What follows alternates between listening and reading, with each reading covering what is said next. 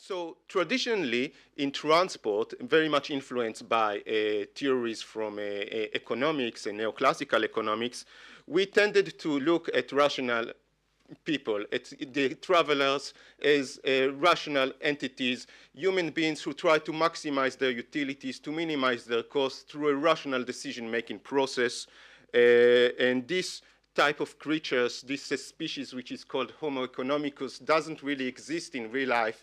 This type of species, they have a computer between their ears. They have the ability to interface with intelligent transport systems, to deal with large databases, with large amount of information, to calculate. They have a great ability to compute. They have huge infinite memory. They have no memory crashes, and they can find the best way to get from A to B.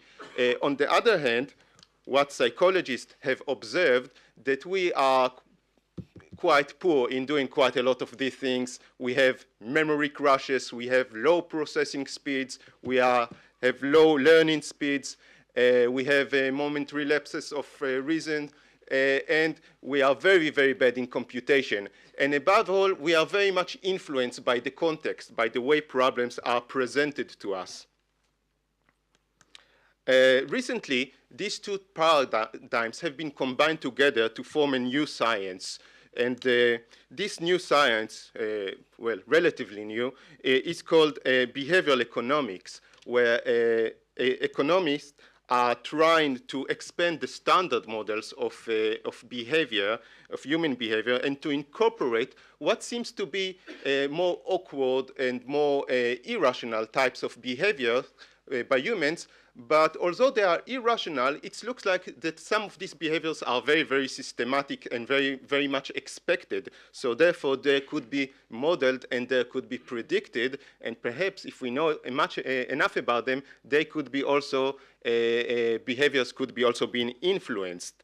And this is a new type of science. And as you know, in economics is probably the only field where you can get a Nobel Prize for saying exactly the opposite of another economist who have been awarded with a Nobel Prize. So there is a fight between economists and themselves now and about this new emerging theory.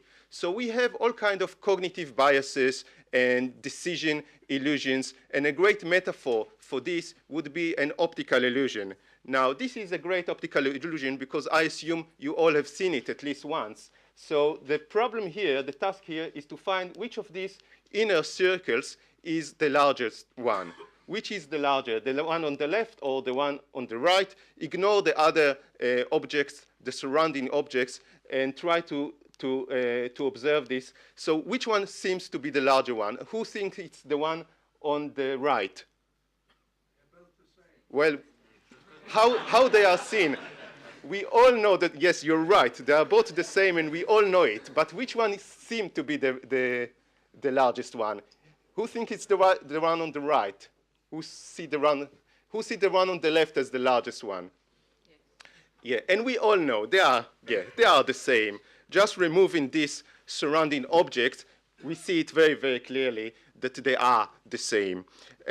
So what happened here? We are very much influenced by the context. The surrounding objects themselves, they are not relevant here, but by having them or not having them, the problem itself look a bit different. So this is an example of what we call the choice architecture. We can design the context, the surrounding objects, the irrelevant information in a way that might influence your perception of the real thing. And people who are doing this, people who decide whether or not to plant these objects or to remove them, are choice architects.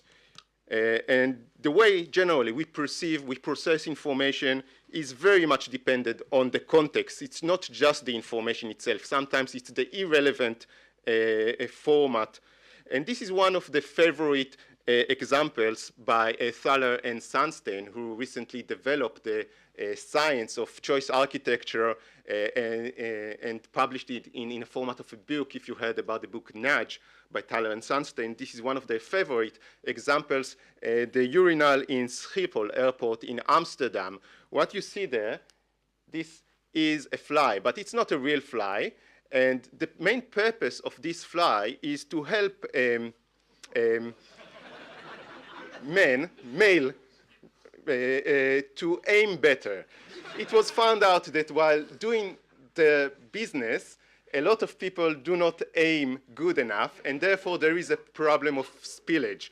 To reduce the amount of spillage, we can introduce measures, we can introduce penalties, we can introduce list of do's and don'ts, and perhaps CCTVs, and there are many wild ideas. And this is probably a very, very soft intervention here, just something to help people to aim better. And this was found to be a success and reduce spillage by 80%. And Who measures it? I don't want even to think about it. And I think I have a crap job.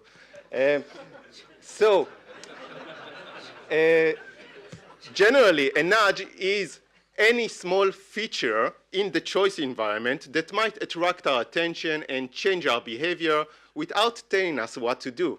And this is a nudge. And generally, about nudge in a nutshell, or in a nutshell, the idea is, these are general statements, but of course all of them are supported by real science and by evidence-based science.